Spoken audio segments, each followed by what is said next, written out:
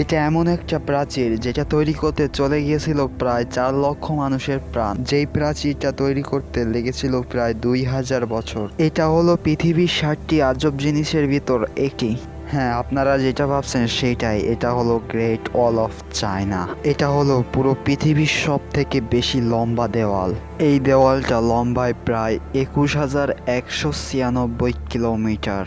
এই দেওয়ালটা এতটাই লম্বা যে আপনি মাপতে পারেন আমাদের যে বাংলাদেশটি রয়েছে এর 4 থেকে 5টি বাংলাদেশ যদি আমরা একসাথে মিশিয়ে দিই তাহলে যত লম্বা হবে এটা ঠিক সাতই লম্বা।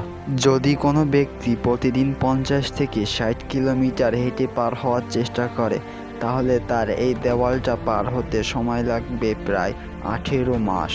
এই জিনিসটার কারণেই পুরো পৃথিবীতে মাত্র 3জন ব্যক্তি এই দেওয়ালটাকে পুরো ভ্রমণ করতে পেরেছেন।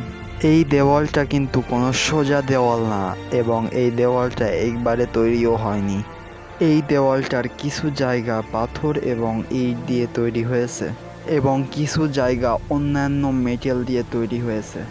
এই দেওয়ালটি চীনের নর্থ সাইড মরুভূমি এবং বরফ থেকে শুরু করে পাহাড় এবং এটা শেষ হয়েছে চীনের জনপ্রিয় নদী ইয়েলো রিভার। এখানেই শেষ হয়েছে এই গ্রেট ওয়াল অফ চায়না। এই দেওয়ালটাকে চীনের লোকেরা স্টোন ড্রাগন বা পাথরের ড্রাগনও বলে থাকে মানুষ, কারণ এই দেওয়ালটাকে যদি আপনি দূর থেকে দেখেন তাহলে মনে হবে যে একটা সত্যিকারের ড্রাগন এখানে দাঁড়িয়ে আছে। এই দেওয়ালটার কিছু জায়গা রয়েছে যেগুলা উঁচু উঁচু পাহাড়ের উপর দিয়ে গিয়েছে এবং এমনও কিছু জায়গা রয়েছে যে সকল জায়গায় আপনি যেতে পারবেন না সহজে। এই দেওয়ালে যে ইট দিয়ে তৈরি করা হয়েছে এই ইটগুলা প্রায় আমাদের সময়কার ইটের মতনই আগুনের ভিতর অনেক দিন পুড়িয়ে তারপরে ব্যবহার করা হয়েছে, কিন্তু এই ইটগুলোর সাইজ আমাদের নর্মাল ইটের থেকে অনেক অনেক বেশি বড় এবং এই পুরো ওয়ালটাকে বানানোর জন্য প্রায় 500 বিলিয়ন ইটের প্রয়োজন হয়েছে। এই দেওয়ালটা সর্বোচ্চ উঁচু হলো 35 ফুট এবং সর্বনিম্ন উঁচু হলো প্রায় 9 ফুটের কাছাকাছি।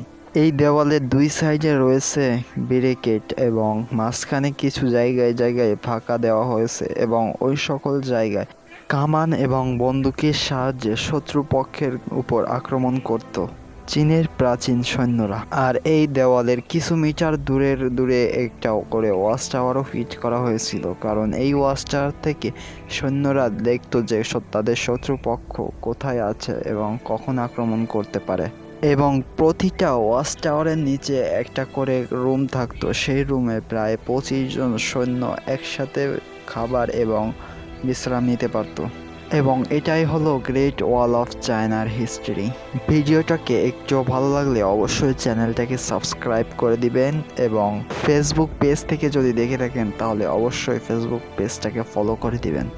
ভিডিও কোয়ালিটি হয়তো বেশি একটা ভালো না, কিন্তু আস্তে আস্তে করে ভিডিও কোয়ালিটি অনেক ভালো হবে, এর জন্য অবশ্যই সাপোর্ট করবেন।